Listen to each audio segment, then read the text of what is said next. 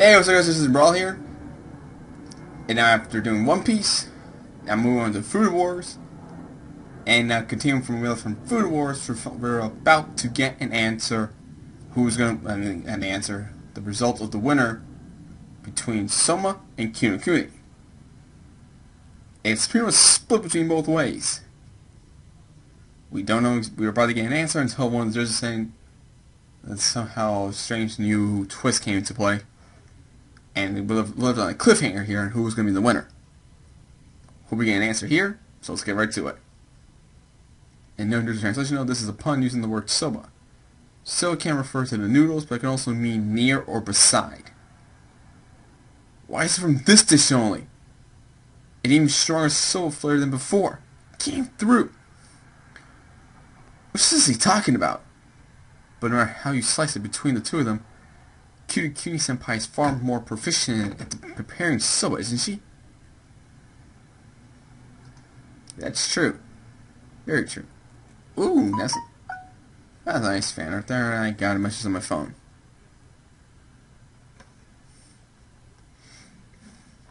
The flavor she created was so supreme and caused the judges to lose track of time itself. With the sakura shrimp intermingled with the first flour soba she created, an outstanding combination. I find it incredibly hard to believe that anyone could surpass the flavor of such a sublime soba dish. It draws near. The conclusion draws near. Forgot to mention that word. 214. Origin and strength. Miss Kuni. There's a certain expression in Japan. The pudding is the proof? Oh no, she's going through the books. The proof is in the pudding. She misworded that. Now that I take a good look, she's got a lot of books that have nothing to do with cookies. There are still servings of soba left over, are there not? Please try it for yourself, Miss Kuni. Is there truly a need for that? Why do I have to taste his soba? No, not his. What I want you to taste is the soba I want you to taste is the soba you yourself prepared. Huh? But why? What is the meaning of this? I made the very best soba, same as all. Well, she paused right there, and she sounded herself in her mind. First bite of it. What? It's different from usual. Isn't that right, Miss Kuni? The flavor and aroma don't live up to the soba I usually make. In exchange, the flavor of Mr. Yuki's soba came through much more directly. What? Wait. The flavor and aroma came more directly through somas, and then this can't be. But it's true. Compared to my soul flavor, the flavor is... Well, no, she must have used so much before she did that. But why? There shouldn't have been a single flaw in my cooking procedure, and yet she's shaking, and all the others are like, what's going on? No, there's no way. I've got it! It's the ambient temperature! You can even realize the effect that the temperature of the room would have. Ambient temperature? But I mean, we are in Hokkaido, and it is winter, and we're in this big arena. Of course it'd be cold, so where are you going? So where are you getting at, LTT? Time for a chemistry lecture. She has the glasses, the pointer, and the code, and everything for this.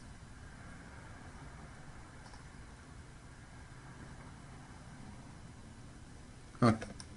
No, I am just going to say this in layman's terms. That volatility simply refers to what extent the sense of those ingredients are able to waft through the air. And this is of utter importance in the field of cooking, especially when it comes to dishes like soba, where the aroma makes or breaks the dish. So it keeps going on. But if I had to form a hypothesis, that would be, it's highly likely that this arena contains the perfect storm of conditions that cause the aroma of soba to become less pronounced. No wonder, so it was a low temperature and humidity, so as it turned out, This arena was actually the cruelest, most hellish environment for preparing soba, as told by in his mind the day. Miss Kunikuni soba was an addition in which you could taste light and delicate flavors intermingling with one another. That's exactly why I felt the full burnt of the effects of the room temperature. However, Mr. Yukiria's soba was different. Chigato explained that he was able to cover for that unfavorable conditions for soba room by intentionally adding heat. What? That's nothing but a coincidence! He just so happened to use third flavor without any regard for it. No, this was no coincidence. Ishiki-senpai coming in. Why, you ask? Because Soma-kun predicted this would happen from the very start. Didn't you, Soma-kun? Well, I didn't realize the temperature would be the culprit, but when I was choosing my soba flavor at the beginning of the match, something felt off. Arena ingredient storage room. Compared to all the times I handled soba flour at home or during class, the smell just didn't have that usual pungence. So that's why I thought I fried it in oil, in order to make a dish that would enhance the aroma of the soba even further. But first flour might not have been able to withstand the frying process. So I thought if it's third flour with this incomparably strong aroma, then maybe,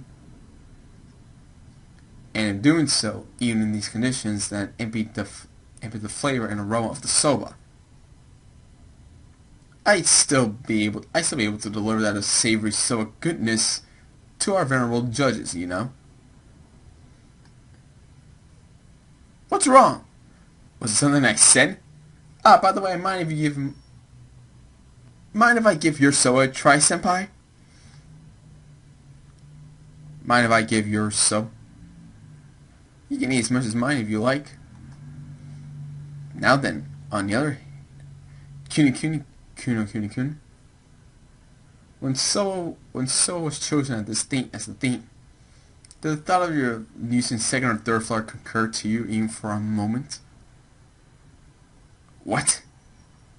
The answer is no, because for as long as you can remember, you've been taught that within the Kunokuni style, first flour soba is the ultimate dish. Now go on saying that this is always... telling she's always been diligent with it. A diligent girl who would steadily learn. About this. And she was merely recreating what exactly you had been taught. Will people really enjoy the soba I'm about to make? Will the flyers really been conveyed to the people who are about to eat it? You lost Soma-kun before the match even began. You had no regard for such things, and that's exactly why. Why? As far as all I can remember.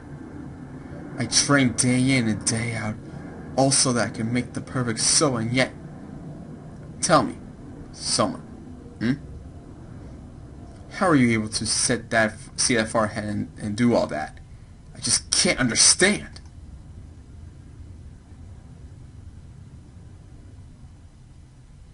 This is Shokugeki. Simply trying to perform that at your usual level is enough to paralyze your nerves as it is. How are you able to wrap your head around such minute details in the middle of a life or death competition? What do you mean? When you're certain cards every day is life or death. Doing this kind of stuff is just par of the course. It's just par for the course. Basically saying every time he's doing this in the kitchen, serving a customer is basically life and death. Do you understand that now? The reason why facing him is so terrifying.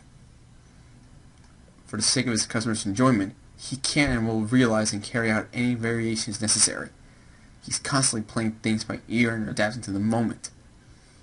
And that is what he cultivated for years and years at his diner. The origin of his strength. I cannot match him. Not as a chef, nor as an artisan. I cannot hope to win against him. That smell. We will now deliver the verdict. The verdict of the third card of the first bout. It's the Rebel Team's Yukiriya Soma! And Soma, Take it away, man. It was nothing. And right with the small panel of Kunikuni Senpai Amy's dish. And another notification on my phone. And we get a foodgasm. Someone has snatched the first victory. You know what? Now this gets me thinking.